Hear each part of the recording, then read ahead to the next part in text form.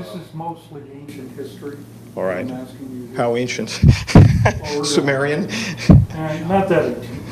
We're going back to your ancient history. Oh. And we're also focused around the J-Dot. And there's only 10 questions here. It looks like one was added, but I'm just going to let you talk, whatever you want to talk about freely. I'm just going to ask you the first question and we'll continue. Yeah, I just prefer it be more of a conversation rather than a. The other makes me feel as though I'm testifying, and I'm prepared to do that as well. Okay, raise your right hand and put your left hand on the Bible here. Or was it your right hand that's supposed to be? And as long as we're in a closed session, so help me God. Yeah, conversation is definitely the way to go. Yeah, I'm working on that subpoena. I talked to a big-time attorney, and we're talking different things, and we can discuss that at a different time.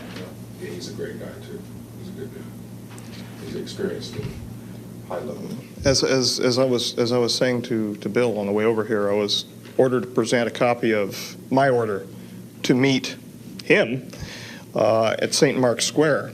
That order contains an initial of a committee member, a coded initial of a committee member.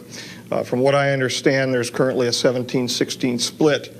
And this is mostly rumor around the community to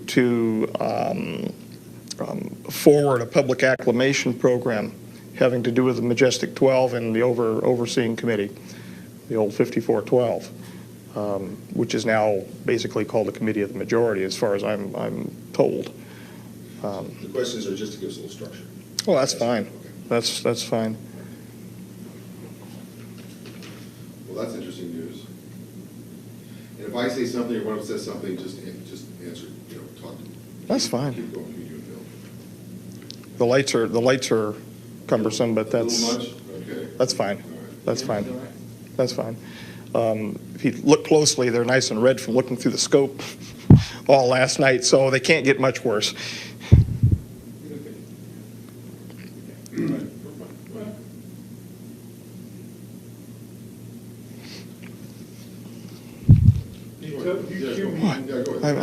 Oh, okay. Okay, the first question, Dan, they want to know is, where did you work in the mid-90s, and how did you come to be employed there? Well, several locations in the mid-90s. I had some cover positions here in Las Vegas, which made me look like a good old-fashioned Joe. And in fact, I had some police experience at the late 80s. You're probably centering your question around the work for the government. In 1986, I was approached while working as an undergraduate student in Dr. Bert Bell Barbero's office, in his parasitology laboratory, to be exact.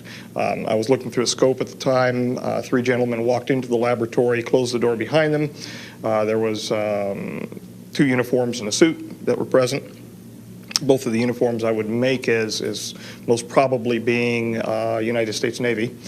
My memory of that one event's kind of hazy after seeing all of the suits and uniforms and whatnot.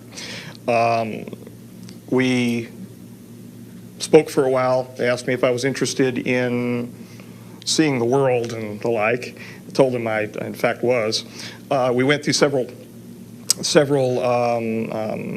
interview processes, not unlike this, and reviewed my background. I went through several background investigations. Finally, starting up 90-91 time frame, I was cleared for working past groom to the Papoose Mountain facility, that place that doesn't exist, about 90 miles north of here, the nowhere place. That's how I came to work there. My original assignment was at the Groom Lake facility to review histopathology slides. And I went through nearly a year's testing and then was basically let loose for a year, and I heard no contact from them. After that, I was brought back in and shown some higher grade slides of unknown origin. Following that, I was introduced into a working group and subsequently brought into the Papoose facility, the Site 4 facility. We worked for well over a year on slides of unknown origin. After I took a minimum leadership position under several of the other biologists who are already present, most of which are now deceased. You know the names of those individuals. I was then introduced into the level 4-5 facility, and the 4-5 coded for 9. You're again aware, we covered this in ancient history. And so what we did is introduce the new members, myself amongst them, into the clean sphere area, and we were eventually shown the subject for which we were examining the slides. The slides were unusual in that they were in pressurized cells, and they were reviewed by us on a conveyor with a completely automatic microscope. We weren't touching anything. We'd give verbal commands. At the second instance, we were finally allowed to have a VRML, like keyboard, for examining the slides, and I digressed, but then working with the J-Rod itself in the ambassadorial suite or the clean sphere suite. Now, was this under this Project Aquarius? Yes, yes. Initially, I was assigned as a working member of Project Aquarius.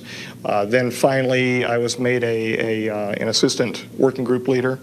And then mysteriously, after one meeting with the J-Rod, I was asked to take the working group leader position. I didn't find out why I was asked to take the working group leader position until, well, within this last year.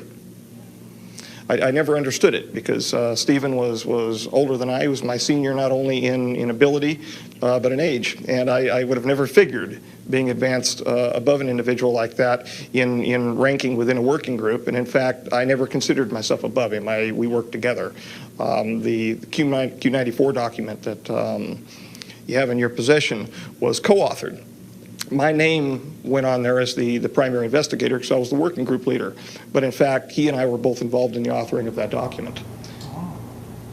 Okay. Now, could you explain briefly what you were briefed on who and or what J-Rod was? Initially, I was briefed that J-Rod was an alien, specifically from the reticulum system, to reticulum 4. I had no idea the truth. Yes, from 2 reticulum 4 now, but I had no idea the truth of how they came to be.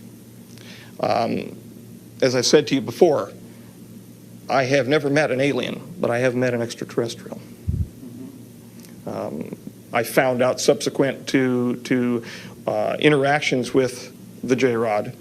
And again, they have personal names. The term J-Rod simply means 15, which was a basing name for where they're located, the number of light years from our location. So they took those names. And they identified through the Sigma protocols, the linguistic protocols, with a rod symbol, which was an inertia symbol, and the letter J. And in fact, that was a combination of Mayan and Egyptian numerology having to do with a rod and a J, meaning 10 and 5 for 15. Okay.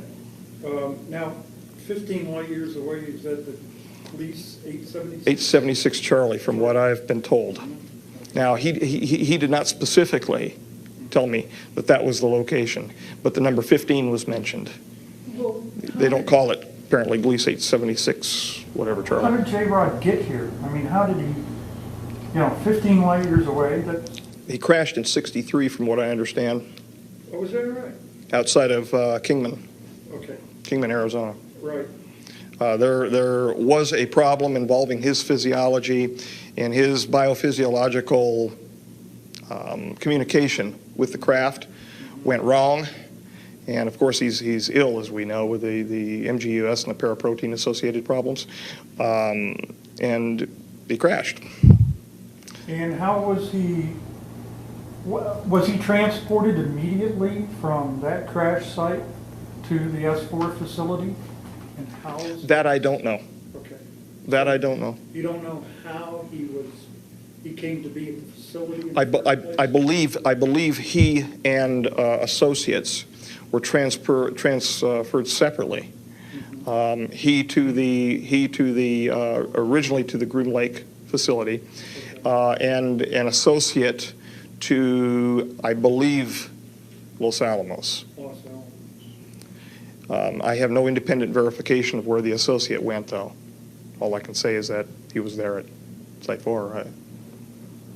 Now, you interacted with J-Rod. Was there a general procedure for this interaction? Well, there was not a general procedure. There was a very specific procedure. Very specific, okay. After we would be brought in with our helper biologists, there was controlling helper biologists, those in the gallery, and then the introduction specialist, which was myself on a number of occasions. We entered the clean sphere through a large series of protocols involving pressurization and compartmentalization, no pun intended, until finally we were pressurized in fully encapsulated a TEC, a TES, total encapsulated suit for entrance into the clean sphere. Once we were pressurized and entered into the clean sphere, well, I should digress. We had a medical evaluation, all of that first. But they ceased doing that after a couple of medical evaluations. It was more just interested, let's get you in and get the work done. I would enter into the clean sphere, and I was not supposed to communicate with the J-Rod at all. I was not supposed to know his name. The reality is we were communicating from the time that I entered into the ambassadorial suite external to the clean sphere, talking back and forth freely. I could hear whatever he was projecting at me from thought, and he could very clearly hear what I was thinking. I say hear, meaning perceive. I was supposed to stand over by a hologram projection system, which was run as like a teleprompter system, over to my right, that would be run inside of the clean sphere glass. Hold my hand up and mimic certain signs. And it became a joke. It really did. It became a joke. Those folks who were watching from the gallery running the show thought that I was standing there and mimicking the signs, and this was the only communication underway. They perceived on the day that the approach, the close approach that he made, the grabbing incident that he did with me, they perceived that there was a communication that occurred. So I began getting questioned quite extensively whether or not he in fact was communicating with me, because he had promised not to, apparently, with the Sigma unit. I alluded to the fact that there was conversation underway, but I didn't talk about what it was until, of course, I was caught in my research protocol forwarding ideas that were somewhat different than what they expected, where they expected my private research was going to go, and this is much later. And at that time, the deal was brokered to find out about the doctrine for the convergent timeline paradox. I told them a little bit about what he showed me, a little bit, and they told me a little bit about the DCTP. Now that you brought that up, which implies travel through time as well as space, and you said that J-Rod was retrieved from a crash near Kingman. Was he at that time just traveling through space from the staging area, or? Yes. No? Yeah, okay. Yes. He wasn't doing any time traveling at that point? No, not as far as I'm aware. Okay. Not as far as he told me, no. Can you describe J-Rod to us, what he looked like and how he behaved? Yes. The gentleman with which I was associated was approximately 3.5 feet tall. He had a dark brown appearance, very ruddy appearance to his skin. He was in a highly pressurized clean sphere. He exuded glycoprotein-like material through pores on his skin, which was associated with the neuritis, the neuropathy that with which we were dealing. Did this have an odor to it? I don't know. Okay. I don't know. I couldn't perceive any odors whatsoever. I was inside my... But I would imagine, but I have no data set to say what it would have smelled like. And in fact, there was nothing I read that indicated whether or not there was an odor. Why? I'm wondering. You've asked that before, and that's why I'm wondering. Well, yeah, I've heard about this secretion coming through the pores of the skin before, Mhm. and there have been those who've had encounters who say they could smell an odor Okay, from the skin. all right. Where were we? You were describing. 3.5 feet, large head in comparison to torso. So the ratio of the cranial to the torso area would be larger than in what we would call a modern human being. Large bulbous black eyes. The whites of the eyes had been selected out. So it looked like a large pupil, basically. When you look into his eyes, you feel like you're going to fall into his eyes forever. And I think that probably had something to do with the telepathic nature of his mental structure. Large arms, large length. 4 very thin, sinuous fingers. Nails, not as long as presented in some of the images that you've showed me in the past. The ones done by Tom Mack, was it? Tom? Bill Ugas. Oh, yeah, that's it, the Puppet Master photos. I'm smiling because the Puppet Master leads me to other nicknames. But he was hunched over most of the time, could not support himself fully, given muscular atrophy. And that had to do with the peripheral neuropathy under which he was suffering. So he would grunt and move toward me almost in a flopping fashion. Feet were large in comparison to what we would, say our feet would be. He was unclothed 4. Yeah, he was unclothed, which bothered him. He wanted to wear clothing and was refused in every turn.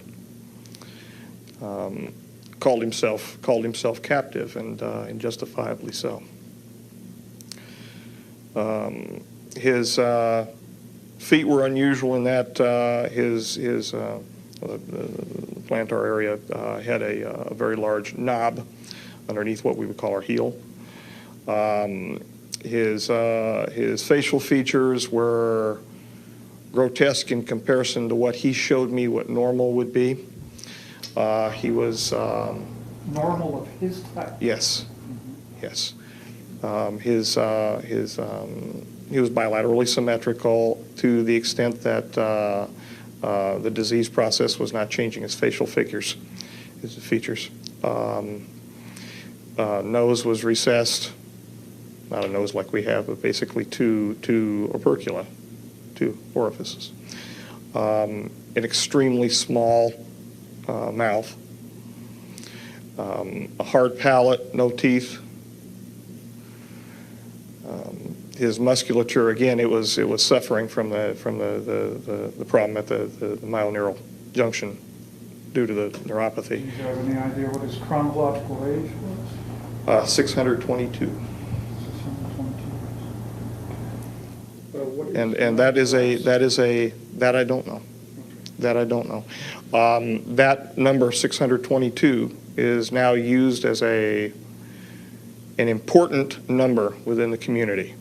A reference, a request from 622 or a report from 622 could be from anybody.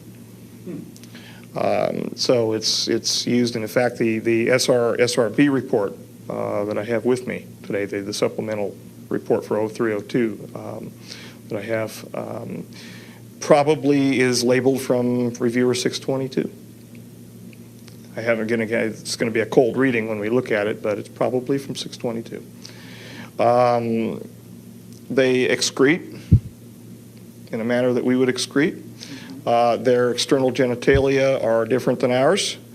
The females have somewhat like vulva, but they have a clasper situation. The male has a male clasper, the female claspers. And if it looks like a disc with rectangular solids that are rotated into position for clasping at the inguinal region. They do have internal fertilization. Now, this was something you red because you didn't see the female, did you? No, this is something he showed me of his wife. Oh, internally. Yes. And how was that image presented to you? Did it appear? I was inside the image. You were inside the image, That's what it felt like. like virtual reality. Yes, everything that he showed me when this was the incident. When he projected it into me, it felt like I was there.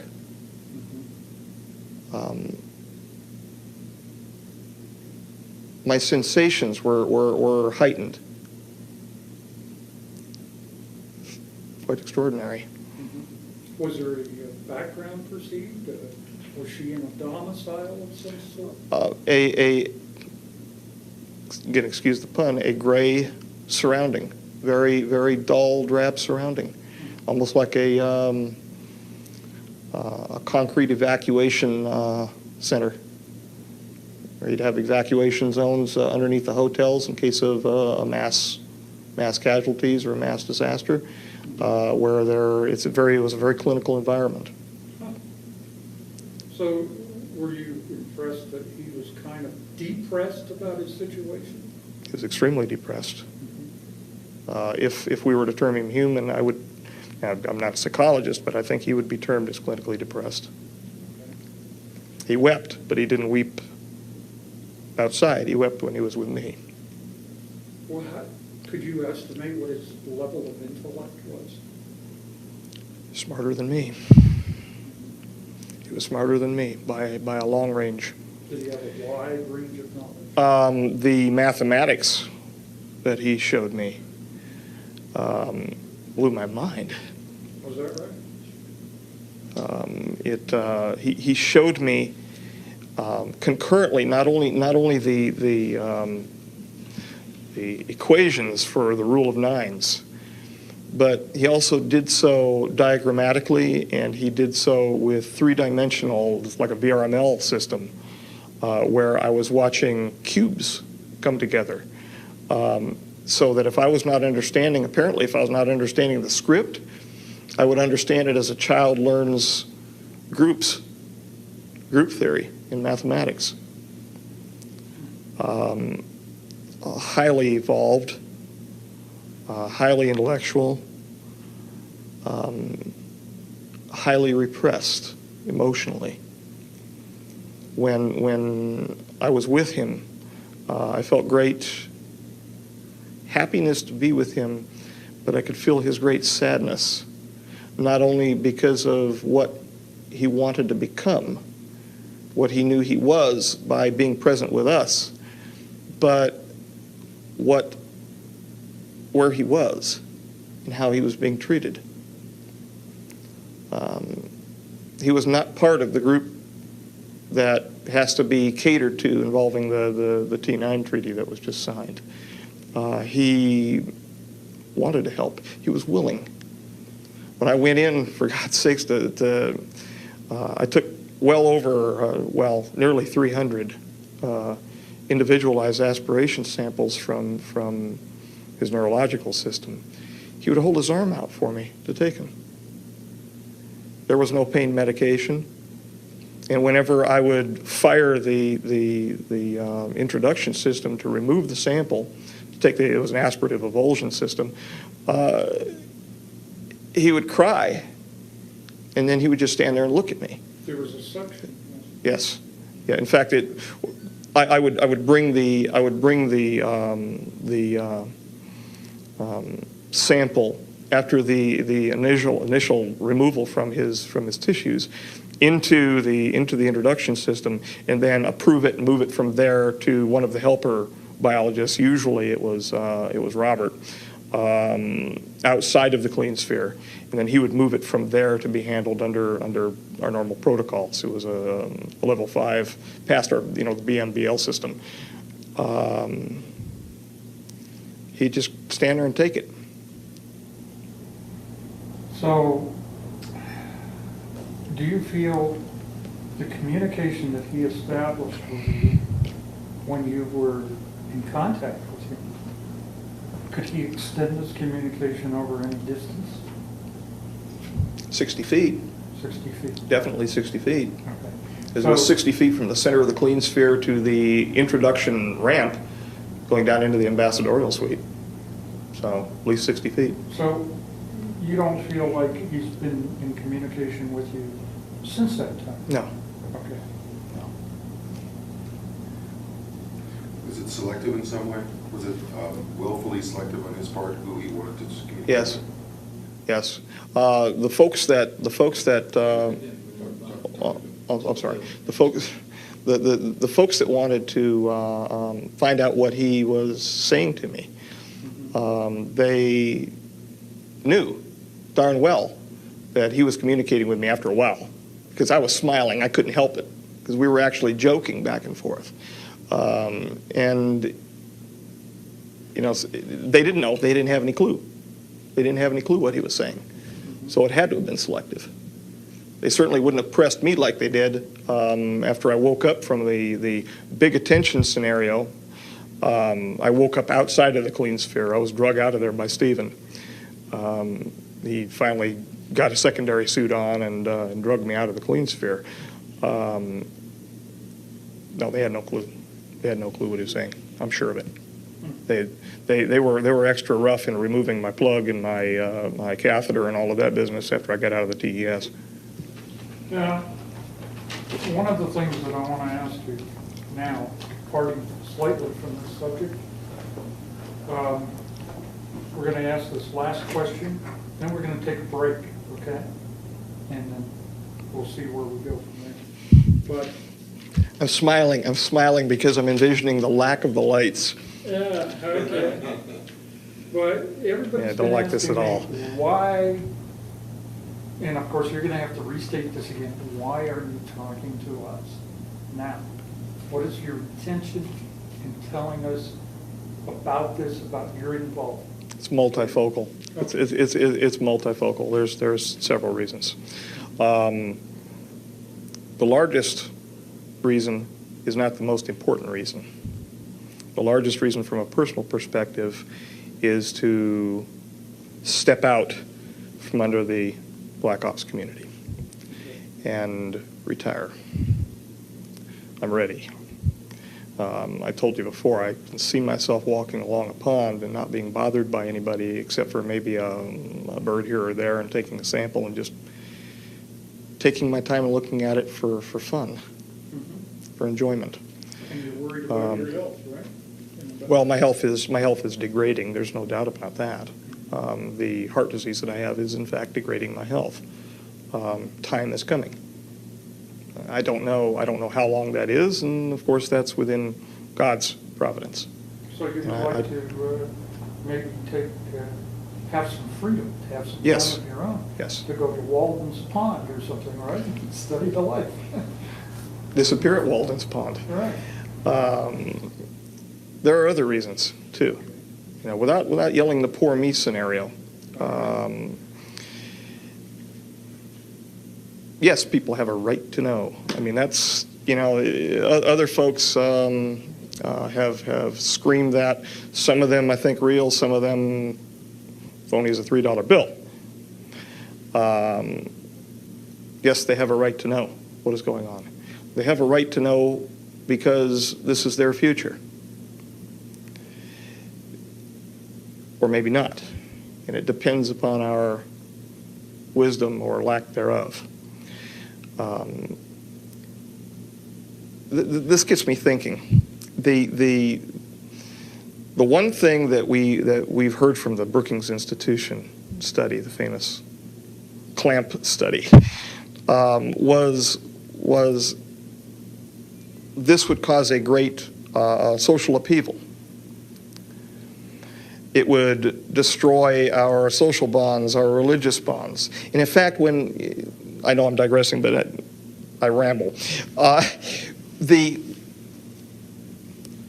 Every time an individual is approached with the issue of, would this destroy your faith?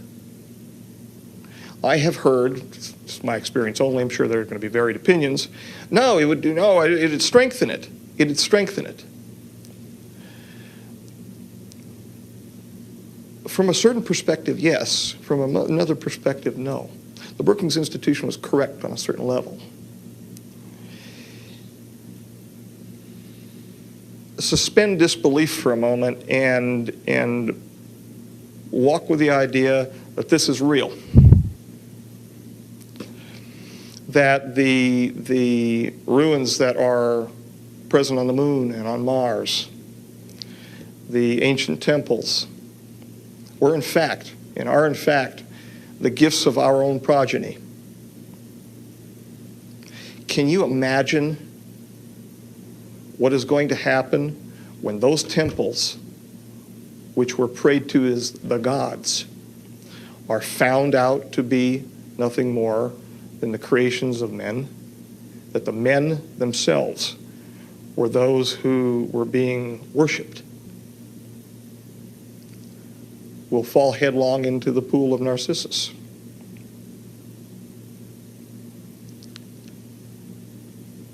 And maybe that's a good thing. Maybe that's a good thing. Maybe we'll find truth, love, God, in something other than buildings and stones and marble. Maybe we'll find out who he really is. Or she, it, or just us. Can you take a break? Please. Take 5 minutes, yeah. Take 5 minutes and talk about what we just talked about. Yeah. I missed a little bit about the clean sphere entrance in terms of suiting up, preparing yourself. You did mention the medical exams, which faded out after a while. Right. But in the other tape, you talked a little bit more about some of the mechanical specifics, just to give a better image of That's fine. what it's like for you to do it. That's fine. Okay? That was The one. introduction gantry, the swinging The hose swing system. goes up, yes, those things, yeah. That's Just all visual, and I'm interested in the Dulce facility. Uh, Train what you're Hold on, talking hold about. on. One thing at a time. One thing at a Okay. time. The other thing is, We can wait. that might be pertinent to what you just did, what you just spoke about, was what you were looking at slide-wise prior to knowing what the unknown origin material was, what its origin was. Sure. You know, just what was you were looking at. All right. Without You revealing. want me to get into the microbial? Okay. Well, maybe just a general statement of what that was. All right. What you thought you were looking at. Just to give us a little That's a good one. You know, I had no clue, and in fact, they brought in who we got on our side, a biochemist to turn our attitudes around. And after about a year, he didn't turn our attitudes around. He finally joined us. And finally said, no, we can't do this without finding out the origin of the tissue. Right. We needed to find out. See, we were dealing with it. We were dealing with a situation where it was in vitro. We might want to go back on camera for this. So That's fine. Okay. And the other thing that I think you made a very good statement about why you're doing this. I'm wondering if there's anything else we can do for you, anything else you can say that is of value to you that we can record for you, as far as what you hope to, how you hope to get out, what it is about. I mean, you said it's your health and a number of other things. I'm just wanted to put it to you that if there's anything else that comes to mind that you'd like to add in that regard, in terms of what it is you're trying to accomplish. Because I I would like to tell our elected government what we're doing. Maybe you should say that. You know, I mean, Under the appropriate circumstances, because there are military applications that need to be handled in a very careful manner. for example. For example. I understand. All And right. those issues we're going to be extremely careful about here today, because they should be taken with great care, Of course, our objective, which including the military applications for Lotus. I know that we're somewhat constrained for time today. Well, how much longer do we have? It's only 16:37. How much time do we have? We've got time. Okay. I have to be back at 1900, 1900, 7 o'clock. 7 o'clock. Okay. Okay, we have plenty of time. All right. All right. Okay, good. We're not in a All right. rush. Well, what I wanted to do was, the only other thing I'd say was we're trying to focus on it's been great so far. It's been very focused. It's very central to the J-Rod interaction. We felt that was the best way to introduce you to our next stage. Right. Now, we can talk about anything we want. We got plenty of tape, as long as you can stand the lights. You know, beyond the three things I just mentioned, anything you might want to bring up. Do you think So that in thing is order. real? Do you think that thing is real? What's that? That piece of paper you showed me, the letters. I don't know. See, we spoke about another individual who has a heart condition. I figured that it was a need to know. It was a need to know basis above that. I didn't figure that there was direct. You see, and the rumors coming at me about the potential for public acclamation, that would be for him, those initials to take back as the hero in this situation, because he loves playing the hero. And you show me a piece of paper that says ordered to remain. Ostensibly, that's what it meant. Ordered to remain in the capacity, which means that there is a greater loop. I've had the chance to speak with the individual one time, and he was funnier than hell. He really was. I heard that there was a transcript involving that got out. In fact, I was shown one time. The first meeting, the one where I bolted, the one where you scared the hell out of me, not as much as you did today, but in a little more relaxed circumstance. I infer their use, and I've seen this elsewhere, of the word bird refers to EEE. Mm-hmm. I infer their use of the word clock refers to timeline parallels. Mm-hmm. I would buy that. Before we, let's talk a little bit about the things we just discussed. What was it that you thought you were looking at when you were looking at these slides of material of unknown origin? Well, prior to meeting J-Rod. we were looking at extremely minute microglial cells. We knew that they were eukaryotic. However, they were unusual in the sense that their cytoplasm and their internal organization, the organelle structures were fused, such as dictyosomes to mitochondria, things like that. And we had no idea what we were looking at. The original contention made by the individuals next to me was that we were looking at some type of biological warfare material, an intermediate, and they had more experience. They have more experience than me involving such matters. So, and being that I was new, I was letting them take the lead. That's great. Now, let's talk a little bit. The second one was, tell us a little bit more in detail about the physical aspects of preparing for an entry into the sphere. Fine. Well, we would undergo a medical examination, at least during the early time frame of the introductions, the 92 time frame, 91 to 92, when we were doing introductions. We had regular systematic medicals by a physician. Following that, we would be suited, we would be catheterized, plugged, and suited.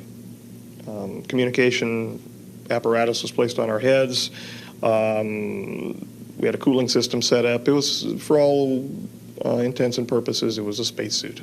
It was a total encapsulated suit, something like what you would find in a NASA facility. Not so much something that you would see, for instance, at USAMRIID or CDC, that type of level 4 suit. It was more of a regular space-type suit with joints.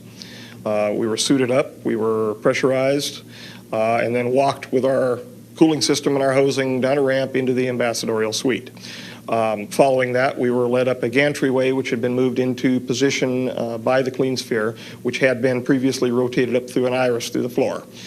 He was held actually below the ambassadorial suite level, and that was raised up as needed. What they did with him down there, he didn't say, and they didn't tell me.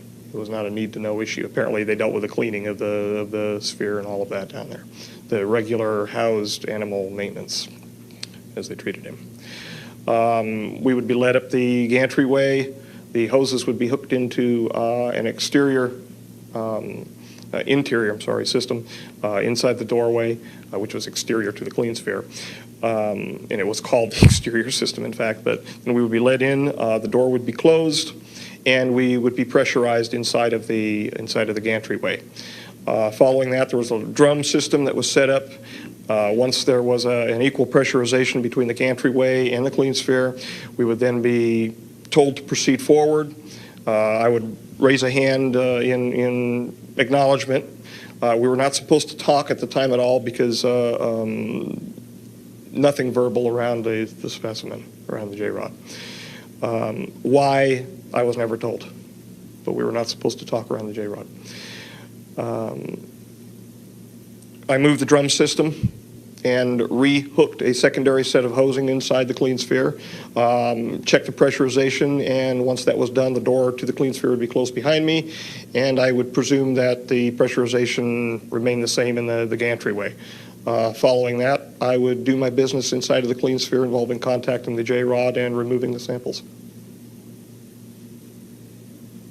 And what was the reason you were removing samples? We were removing samples to attempt a treatment, a full diagnosis and a treatment for a paraprotein-related monoclonal gammopathy of uncertain significance type disorder, which had various attributes to it, among which were a cocaine type presence to the J-rod, cocaine syndrome type presence, and certain genetic issues involving chromosome 5 and 17, which led us to Charcot-Marie tooth disorder, and their glycoprotein, their antifreeze glycoprotein problems. They were essentially they were losing heat because of the problems at their axillemal ridges. They were not transmitting the energy, something like a dystrophy. And when the action potential goes down a nerve, well, their action potentials were dying at the synapse. They were also losing energy because there was a demyelination process underway. That demyelination process was, well, since the Q94 document, was tied to a CMT1A-like problem, the Charcot-Marie tooth problem called PMP22, which is a protein number 22, which an overexpression of that gene causes a greater demyelination.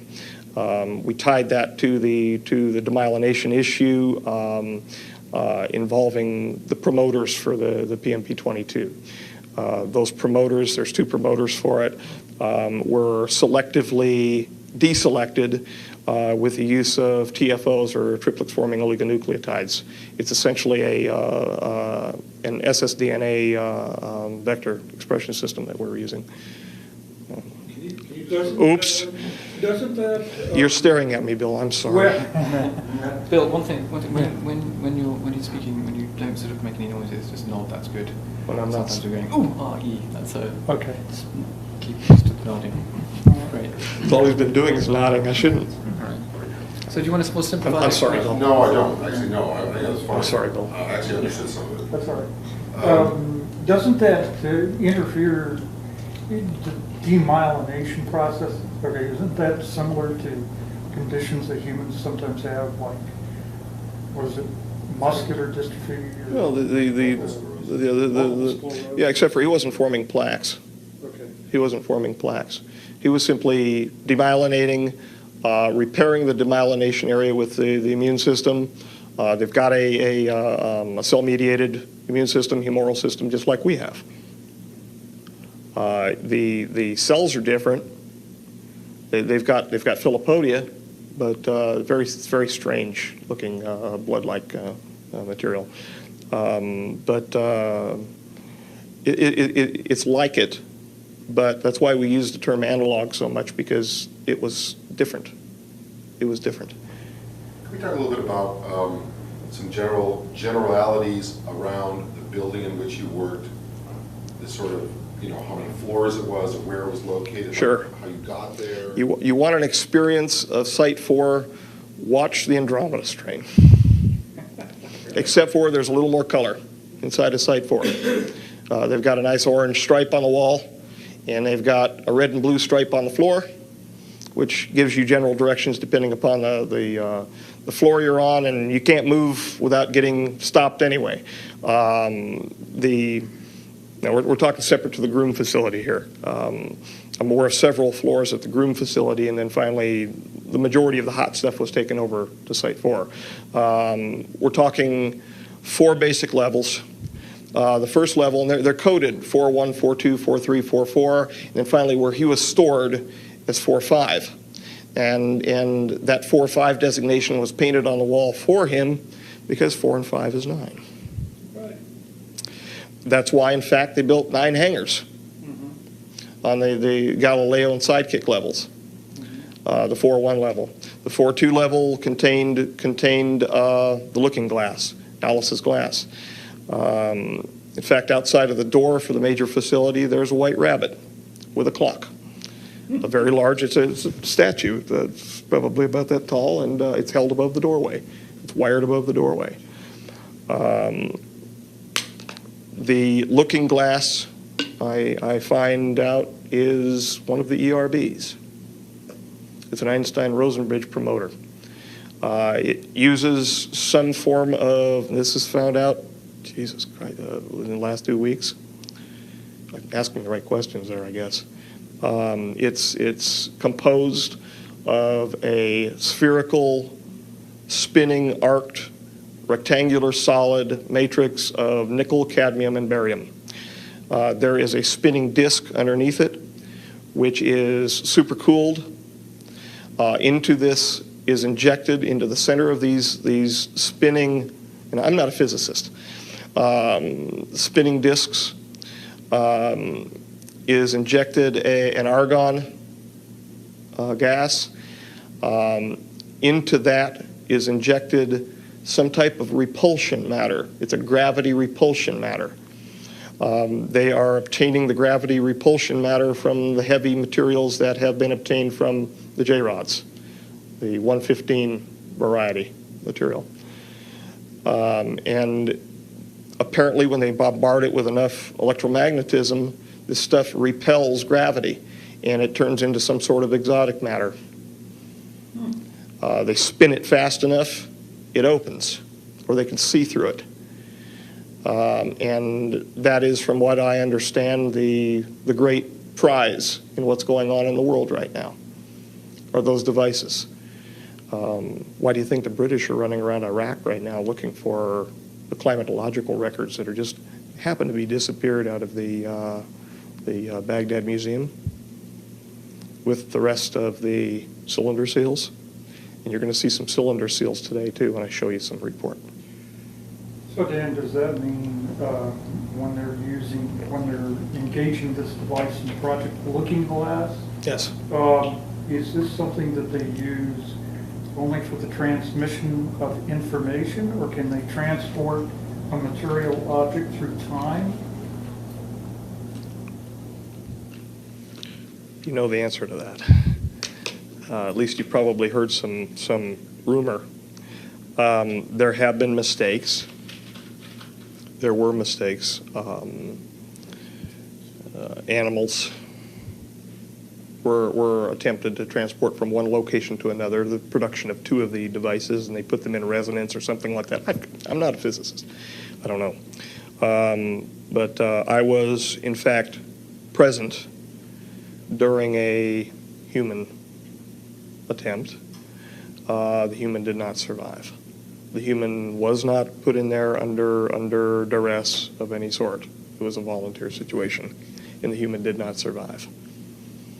The human did not move. The human stayed where the human was put. But the human changed, and I don't want to talk about it anymore. This is an attempt at time travel? It was an attempt at well, in essence, yes. It was a linear. It was a attempt to transport an individual over a linear distance, which I understand is the same thing as time travel. If we're talking purely from the Einstein, Translating time, space. distance is time. Like a transporter? Yeah. From what I understand, they've only used it for information purposes. Aside from that, how they get the information out of it, no clue. I don't know. What specific information they've obtained, I only know of one piece of information, and that is the rush, why the rush is underway to get Lotus done by the 2005 deadline.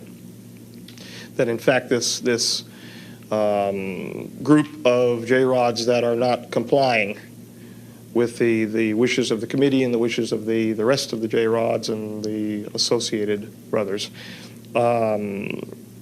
to put a clamp on them so that they stop their influence within the political structures of our government, including the financial structures. That it is, in fact, their slowing down of the progress to stopping getting these, picking up these little gates that were put together. That would be our downfall in 2012. Okay. Do you want to say anything further about the Stargates? Or their use in 2012? Well, Before we go, Bill? let's finish up our third objective when we turn the lights back on. what can one do for me? Yes, exactly. I would be very happy and very relieved to feel as though I was responding to the elected government of the United States of America with what talents God's given me. I'm responsible to the people of the United States of America. The nature of the information to which I'm privy is sensitive enough that the full disclosure of that information would have to be done in an appropriate location and under appropriate circumstances.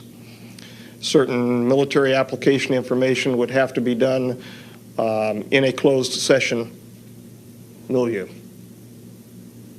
for the national security.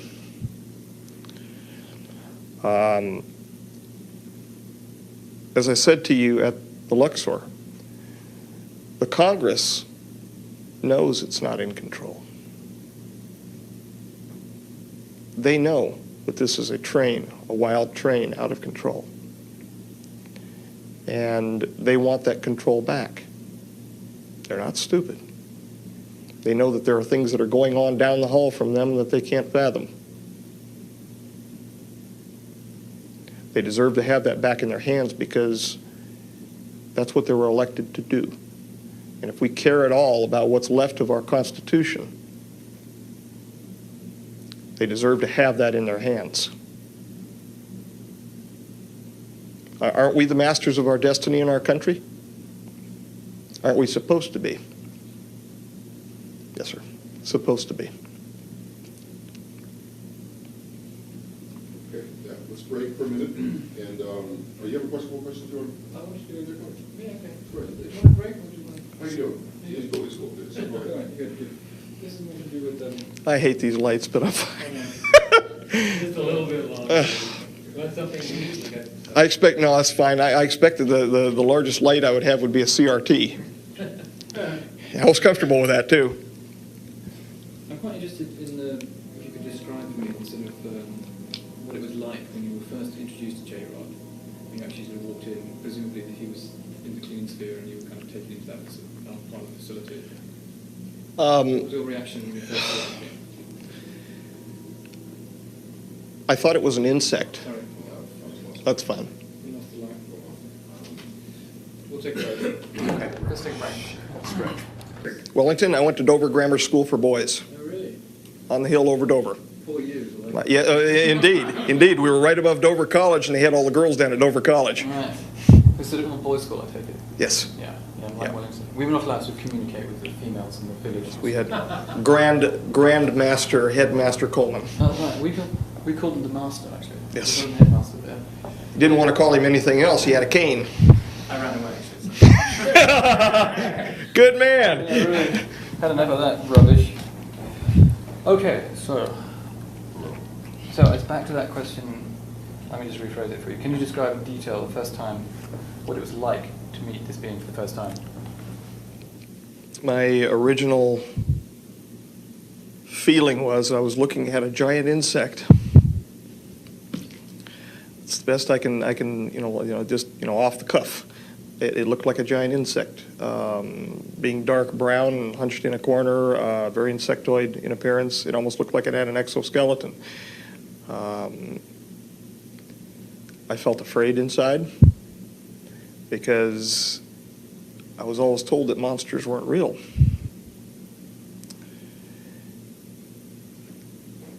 And now I find out they are, but they live in the heart of men. It was fear, excitement, complete astonishment, because honestly, I thought we were dealing with some sort of monkey, something like an old world ape or the like, but indeed it wasn't. That's what my feeling was. This, I'm not going to lay on and talk about how intellectual I was at the time about it. Scared the hell out of me. What in terms of actually when you first confronted with the idea that it was, a non-human being, an extraterrestrial, something not of this world?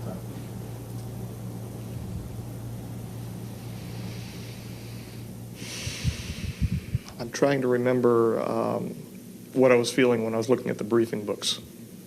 Because even when we were first introduced to the J-Rod, they were him-hawing around as to its origin, his origin.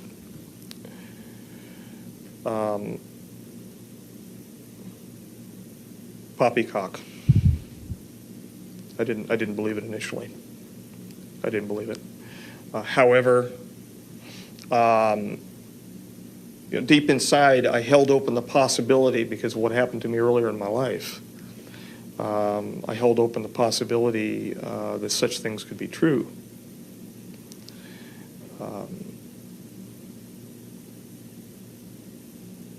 But wouldn't happen to me. Put it to you that way. It's that old can't happen to you feeling. So to me, it was poppycock. It was rubbish. Until I found out otherwise. Before going on to the next question, can you talk a little bit about the briefing books? That series? Sure. They were called King Tuts, and they were basically King. They were all labeled with K's. The ones that I was allowed, they were blue binders. They were all labeled with K's. They had DTIC on the front of them, and I still don't know what DTIC. This is 1987. End of 87, and I still don't know what the letters mean. I haven't done independent searches on the net, or I would be. So if you can tell me, what does DTIC mean? Hey, it's a shot for me to find. You don't know either. They had a white DTIC printed on the front of them. They were marked with several sections, including physiology, general biology, social structure, political structure of the J-Rods, their origins, potential implications for interactions with humankind, cross-contamination issues. They were full of as much information that I could take in during the times that they were allowing me to read them. But I still don't know what that damn DIT or DTIC means. Yeah, they were called King Tuts. They were update books. The one person. This is another reason why I didn't figure that, how Stephen, how I could be promoted to a working group leader above Stephen. Of course, I found out, and I told you why. Right. At the time, because he kept the updates. he made sure that all of the King Tuts were updated. He did the briefing films that are still resident at Site 4, or at least the last visit. So, you know, the man of that importance, I couldn't figure out why. But again, that's moot. Yeah. What was actually in these briefing documents? I mean, can you explain a little bit of the detail? Sure.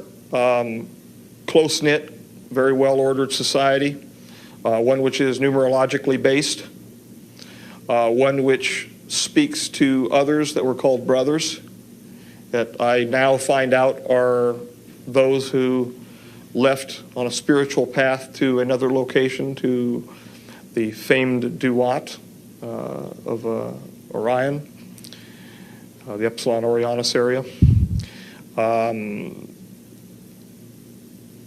Head-to-toe physiology, including real autopsy photographs, not the Santilli kind, but the real autopsy photographs. He can't sue me for that, I hope.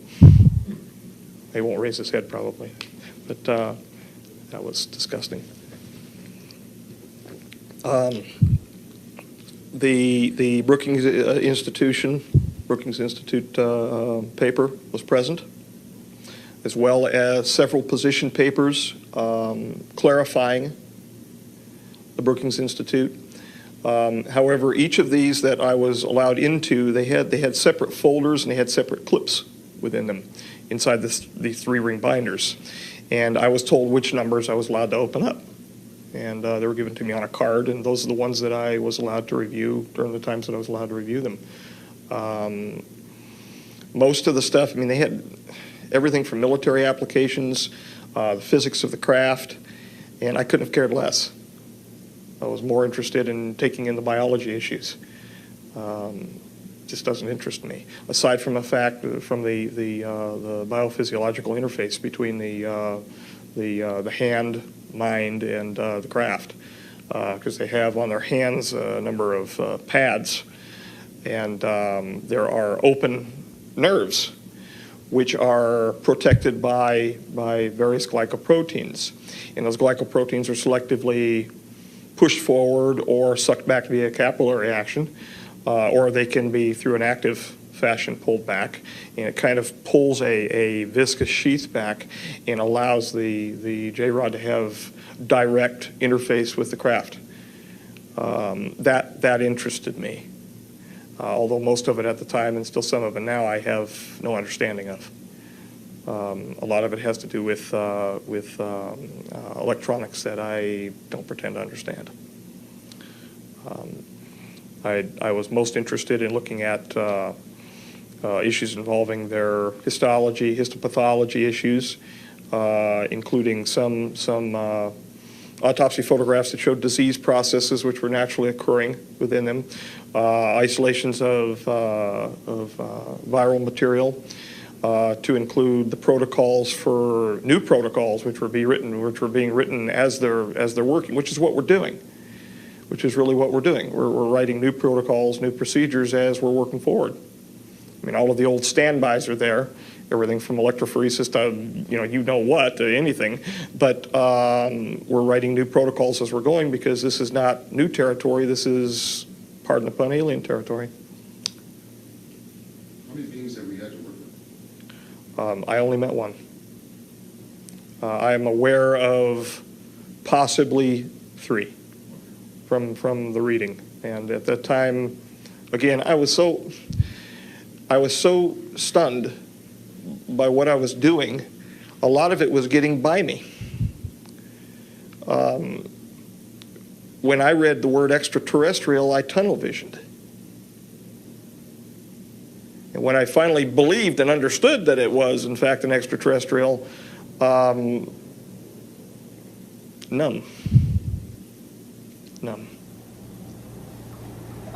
Okay, thank you. Just want to ask you a question about the telepathic communication and nature of it. What is it actually like to communicate with one of these beings telepathically? And what do you hear something in your head? Do you hear images, see images, or? I could hear my voice No, you can hear yourself think. Sorry, can you do the bill? Sorry. Oh, yeah. Habit, looking at the people that are. I could hear my voice. However, the cadence, the affect was something that distinguished it other than me. It was no great booming voice from the heavens or anything like that, and I'm glad I do not have a proclivity to hear voices in my head, and have heard none since. But people could probably challenge that. But I could tell that it was somebody other than me, and I could tell because I felt drawn toward the subject that was sending the communication. When the J-Rod spoke with me prior to the bombardment of the images, it was something that was part of me, but not part of me. I actually felt non-resident for a moment. It was almost an OBE type feeling. And then I could feel myself pull back and experience the sound. It was physical. It was more real than touching an object. And that's the only real time that I felt anything, more physical than physical. Is there a sort of conveyance of emotion during these communications? 100% emotion. If he was upset, I could feel his pain. It got to the point where, as I was doing the needle introductions, I could feel what he was feeling. So as I would inject the needle under the integument and find my proper location prior to removing the sample, I could feel the needle entering him.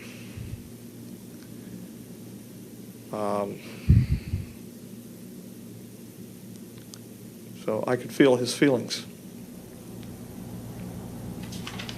Were you aware of Bob Lazar anytime when you were there? Anything about it?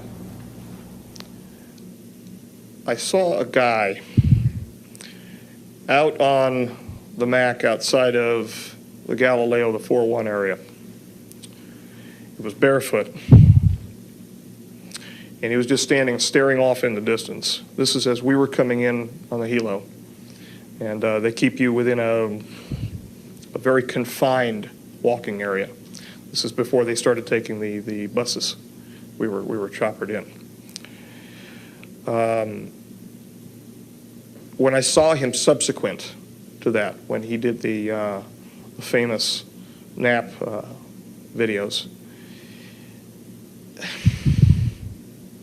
could have been.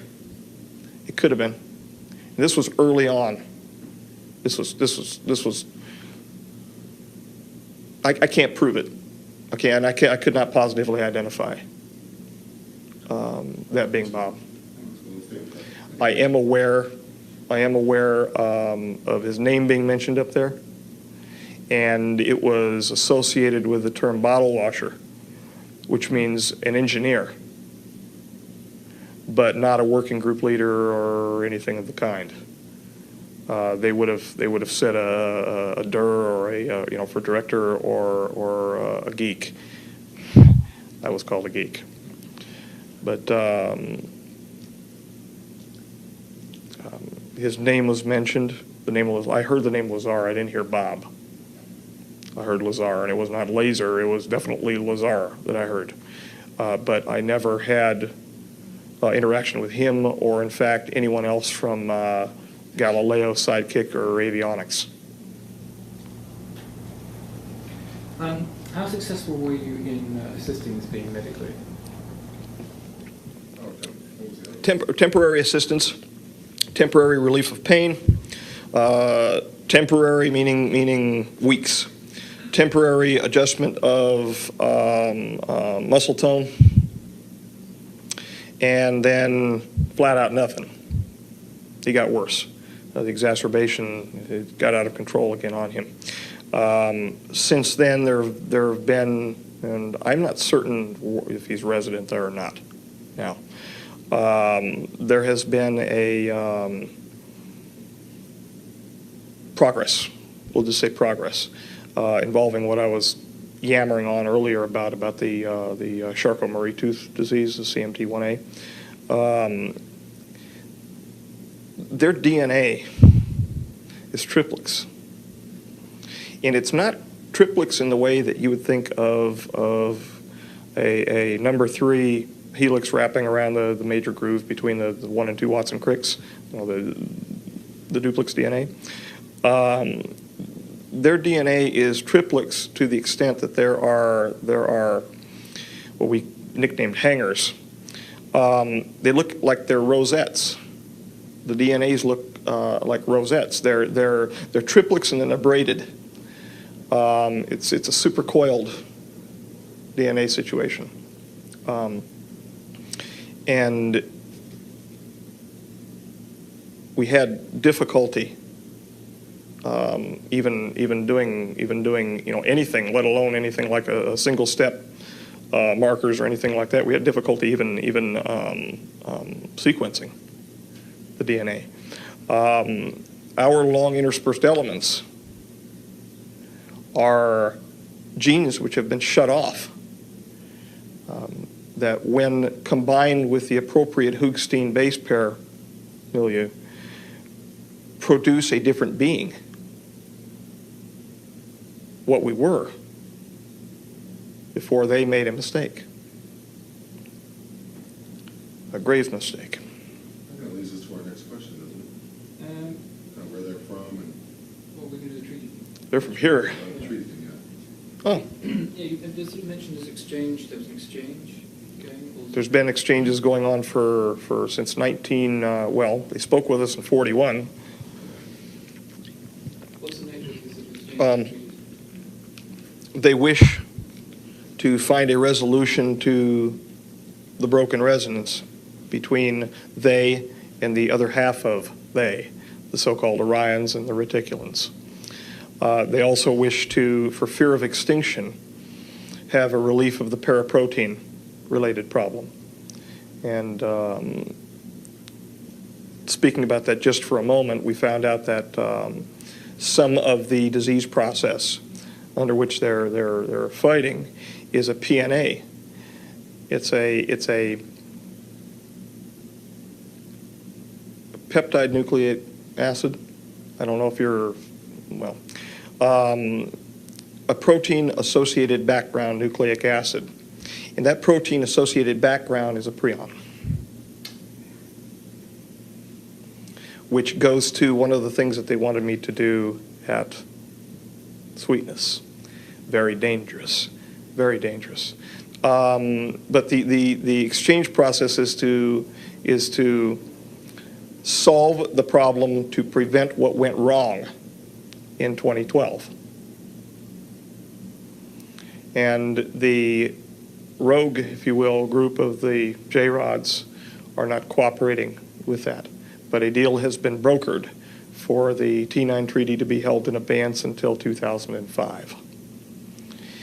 When that treaty is upped in 2005, once they receive what they've asked for, and they should be receiving a little more, and I've already mentioned some of that material that they're not aware of yet, the PNA material and some of the things that we can do with the oligonucleotides to possibly help facilitate their problems. But once that's upped, they are supposed to come under the auspices of the general agreement between the Committee of the Majority and their respective societies. If so, nothing will get turned on aside from what nature and God is providing us in 2012, and we won't separate. However, they will remain as they are, their future selves as well. They will remain as they are, and we will remain as we are. We can't go back. That's just something that's impossible as far as what they can tell, meaning what the looking glass people and the people that are overseeing the star issue, Starflower and the ERBs and all of that, the Einstein-Rosen bridges.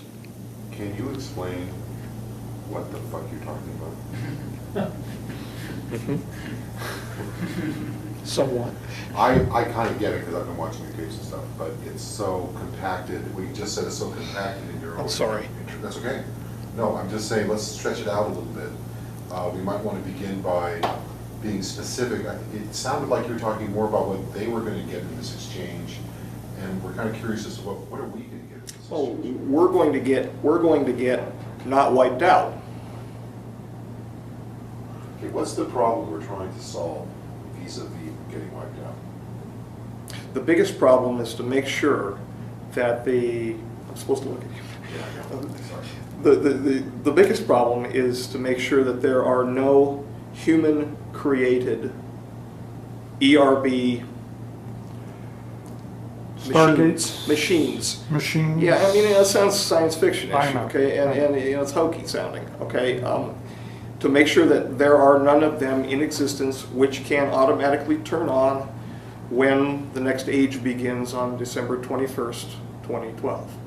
We are apparently going to cross over the plane of the galaxy, which there is a dense network of wormholes. There is supposed to be some sort of enlightenment, whether or not that's the Christ event, or whether that's a burp on a Sunday morning. I don't know what that's going to be. I'm not enough of a scholar that area to figure that out, to know. I do know that failure would result in too much energy being directed at our planet from our star. And hence my interest in looking at the pretty pictures about the sun, the corona of the sun. It's the pace at which these unusual forms are being produced is increasing. Are we entering an area as we approach this equatorial plane of the galaxy? Okay. Are we entering an area where there is a greater concentration of dust that can So I've heard. surround the sun? So I've heard. Okay.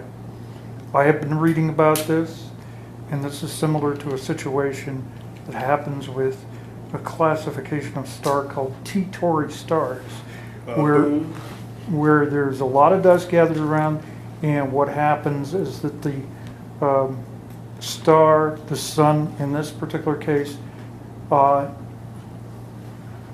increases its radiation in the infrared and the hard X-ray areas, and there's greater solar flare activity. And in the past, evidently, if we're to believe the mythologies, there was conflagration on our planet. So would we be in danger of a heat and conflagration? That would make sense, and that sets well with what I heard, yes. Okay. That Then is what we're in danger of, that, as well as a large electromagnetic burst from the sun, which will upset our electromagnetic, our poles. Right. Now, what they're calling ERBs, okay, now called wormholes. We'll talk about the wormholes. You're talking about two different, we're talking about natural, there's a number of natural occurring wormholes. There are a number of nodes on the planet, from what I'm understanding, that naturally are sensitive electromagnetically. I don't know. Okay, they're naturally sensitive to the space through which we pass. Okay. These nodes activate spontaneously when we pass through them, or can be struck with electromagnetism and be temporarily opened. And what happens if we use a machine to open an artificial wormhole? Well, it's Is two different this- things. okay. One, they're trying to put, well, they have been putting, in fact, Saddam did put two of them together in Iraq, which conformed to the ancient cylinder seals, which are now missing from the library or the museum in Baghdad. Obviously, somebody looted them. But they went to Tinian Island, by the way. Let you know. That's where they went first. After that, I've got no clue. Mhm. But they were looted by the best, put it to you this way. Now, haven't you been investigating a site where there is a natural Indeed, Frenchman. Frenchman Mountain, and your work continues on Frenchman Mountain? Yes, it does. Yes, it Okay. does. Our remote viewing unit first brought the notion that this could be a wormhole situation. Mhm. And yes, we've employed remote viewers for it. Since then, there have been occurrences at the mountain that are far and afield from the research that I would be doing for the Lotus. There's two separate things, just absolutely two separate things. I originally went there with a team to do an endosymbiotic research program. I was trying to nail down, you read Lynn Margulis's book about the Acarian mastodon. I was trying to nail down information about that, and also I had presumed that we were from panspermia. So I was looking for an artifact. I was looking for an artifact that might interact selectively with ourselves, and fell into the issue involving the Ganesh particle, etc. But we had a flare that passed across the surface of some algae during a test. And we just found out, by the way, that flare, and it's included in the report, that flare is associated to the speed that a Ganesh particle passes. So it was a Ganesh particle that was actually overly flaring on us that day. But it was on the May 31st visit of 2001 to Frenchman's Mountain. Okay. Frenchman's Mountain. If you have access to more reports than I'm aware of, anyway. I don't remember the report number, but. Can you articulate for us a little bit more in specific detail about the relationship between future and present for these beings? We're in a chimera. Can you talk a little bit about that? Mm-hmm. Just the basics. What we see, for instance, I mentioned earlier ruins on the moon and Mars. You're aware I was involved in, probably you're aware that I was involved in Inca City research, so-called Inca City. That's because the J-Rod showed me that as an image, but didn't show me that as an image of a dead city, showed me that as the image of a future city, a living, breathing society, post-damage here, post-catastrophe. We are literally looking at things that are present, but according to a linear timeline haven't been built yet. Now, if that isn't confusing, say you want me to explain what the hell I was talking about, if that is not confusing, it confuses me. You're the best guy for the job right now. To tell us. Look with lights.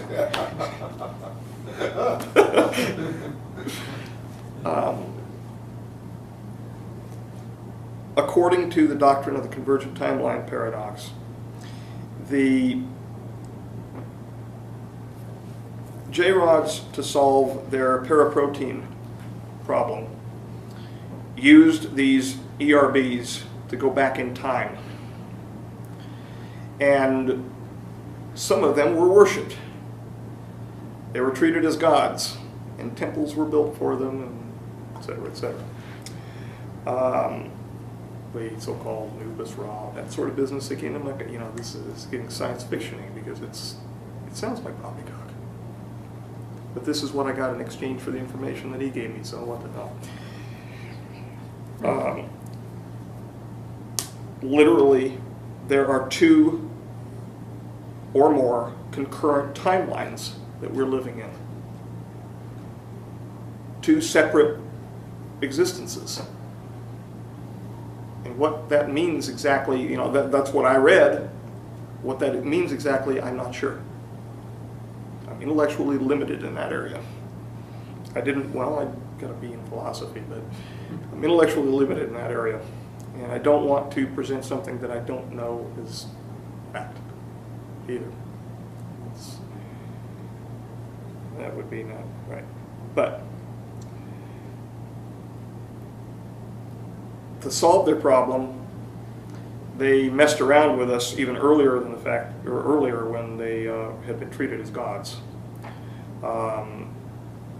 They went back, treated as gods, went back before.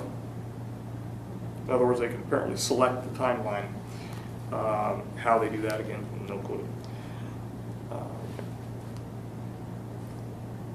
They manipulated our original DNA and removed a single strand from us.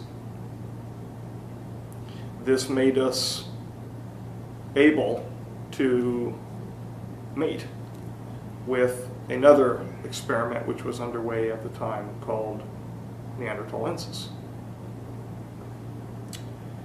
And yes, I know there is no genetic evidence concerning the mating between the Neanderthals and the other brand, if you will, of our kind. That's because all of the genes have been turned off. Any of the unusual mating sequences aside from retroviruses that tagged along were turned off as part of our long intermittent sequences. They're part of the great repeats. And in fact, the Neanderthals, take a look at the number of long interspersing elements that they have in their genome, and that will bear out what I'm saying. I think there's a new article in the new scientific special edition, Scientific American, by a woman anthropologist who says her research shows that Homo sapiens did mate with Homo neanderthalis at some time. Okay. So I mean, whatever research she wrote about seems to bear out what you're saying. Well, it has been believed that the crossbreeding mismatched our chemical and our structural architecture neurophysiologically, and that was one of the primary promoters for the problem that the J-rods now suffer. That Yes. But I had my security present in case Right. it wasn't.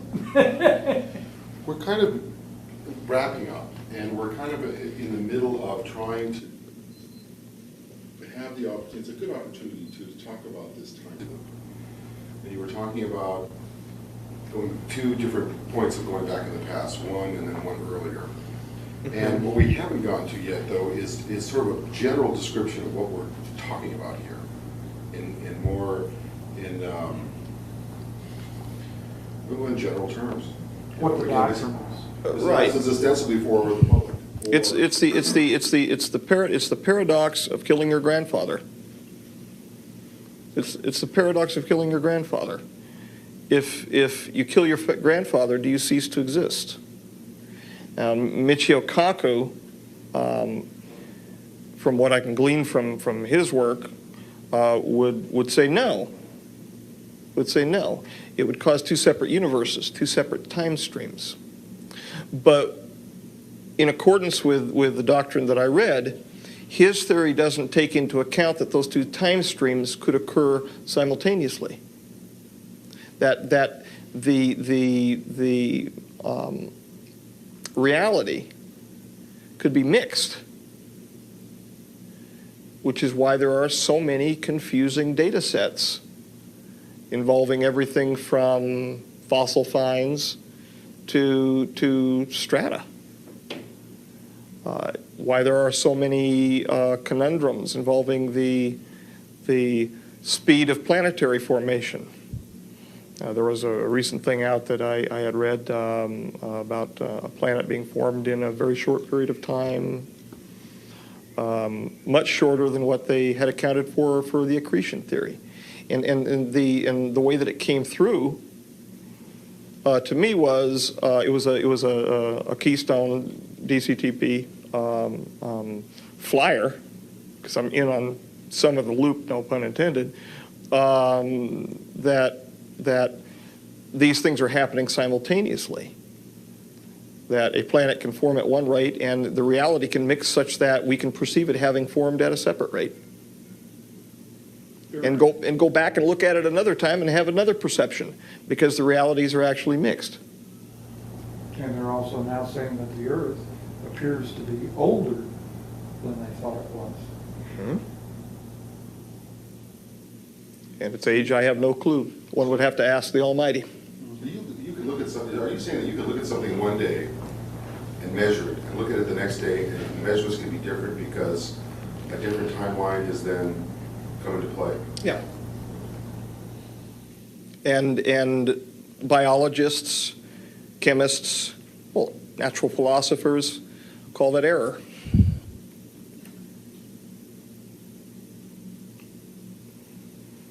And if something falls outside of their acceptable range of error, they call it non-written, because they would call it non-publicized, and then they wouldn't get their funding. That's the nature of the big business of science. I mean, ask a guy associated with my mentor at SUNY. His name was Carl, and he had a little problem in Louisiana, we'll say that. He jumped ship, and he wanted to measure some things having to do with free radicals. And this will give you an idea what happens if you piss the wrong people off, or you don't get enough funding. He had funding 10 days prior to, he had lost his extramural funding, and he had funding 10 days prior to his separation. They separated him anyway. If you don't show the progressive upkeep of the funding, you're not there anymore. And it goes much deeper and much wider than publish or perish. So again, in terms of clear explanation, what is it we're trying to, in the treaty that we have, what is it we're trying to work with, or they're trying to work with us to? 100% cooperation, 100% cooperation in getting rid of the ERBs in exchange for 100% cooperation to solve their physical problem and to attempt their rejoining. And that's a big word, big pool at the end that I just said right there. Where that will go, I'm not sure. However, the project under which I'm working right now may help some. May help some. It's a electrophysiological resonance which is present around, in, and through our DNA, which it is believed by some of the more esoteric people to come via the supernal triad, the divine Sephira, the tree of life, which holds us together as intellectual and emotional beings. It is that dualism that keeps us in sync with the universe.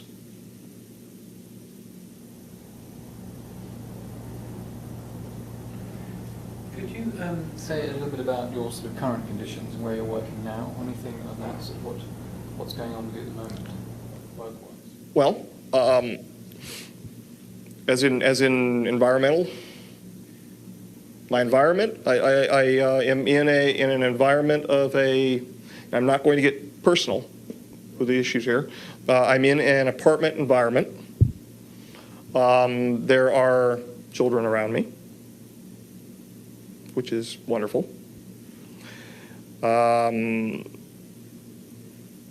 I direct the project from that location. Do some minor microscopy work from there. Nothing of a hazardous nature, any more than dust would be hazardous to you. In times of need, I'm transferred to various facilities, not worldwide, but nationwide, and work within those facilities under whatever the protocols that we need to complete. Those facilities are as wide-ranging as Dulce, the Shady Rest, Site 4, the Groom Lake facility, Brookhaven, the Los Alamos area, the T5 section proper, and recently in this little event in Alamo Canyon. So I had to show, as well as give testimony, I had to show some evidence when I was there to a mirror. They were sitting on the other side of the mirror, so I hear. As God is my witness, there maybe wasn't anybody on the other side of that damn mirror. But they told me they were. Demonstrate results. Demonstrate data, yes. Show data sets relative, Project Lotus, and the 3 portions of it which are simultaneously underway. So you've been involved in this exclusively for 20 years, 15 years? Since '86. Well, I played with local jobs around town. Right. You had an environmental company, right? Kane Environmental or something? Yeah, that's when I was carrying the name Crane. But you're pretty much exclusively engaged in a project which is fundamentally tied to the future of our species. It is. It is, fundamentally. This project, without getting too deep into it, I've been accused of rambling by people before about it, but without getting too deep into it, this project is an all-encompassing attempt to grab for the brass ring and making sure that that brass ring is not the fruit of the tree of life. I'll grab just until we get to that point. Aside from that, I'm not going to try to barge my way into past the east gate of Eden. The people who do that get hurt, at least so I've heard. And you're bridging what we have traditionally called physics and metaphysics, it sounds like, into one continuum. Because some of the things you're talking about are what are tied to what Well, indeed. physics refers to. Indeed. And not even just pop metaphysics, but the ancient esoteric sciences.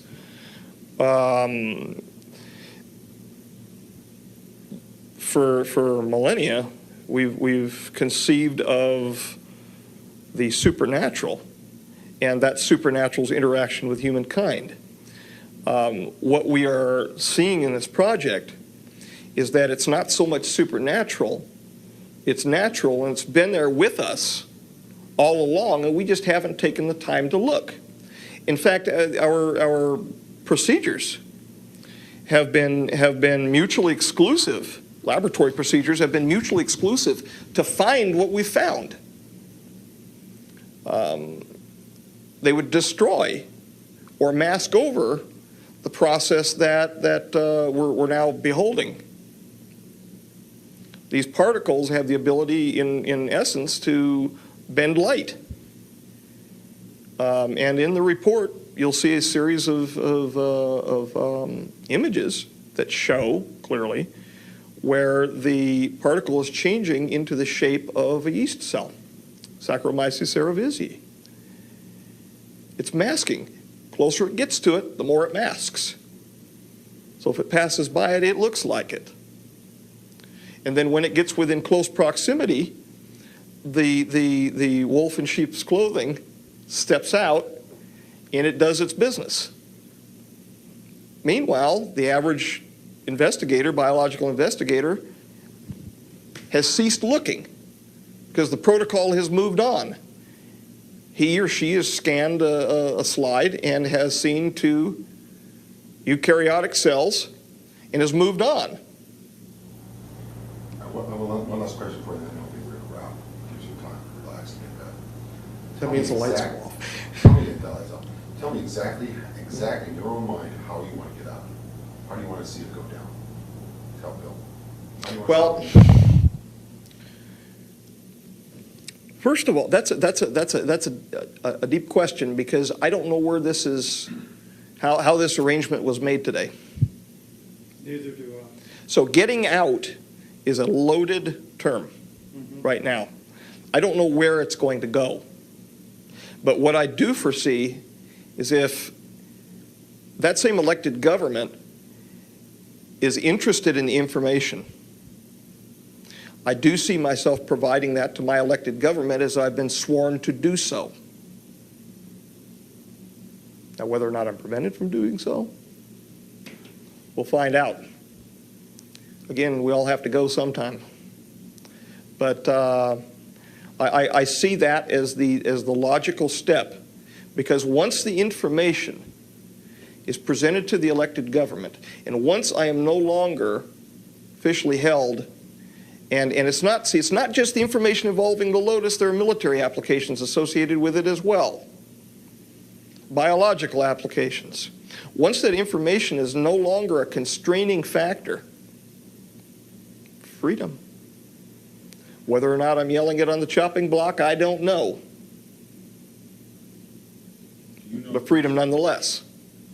Do you know who specifically you think you should be talking to? No. No.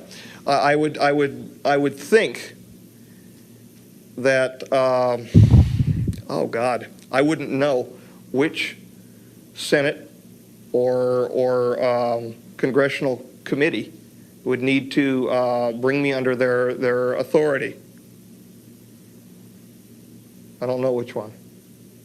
There's got to be one with the right name on it.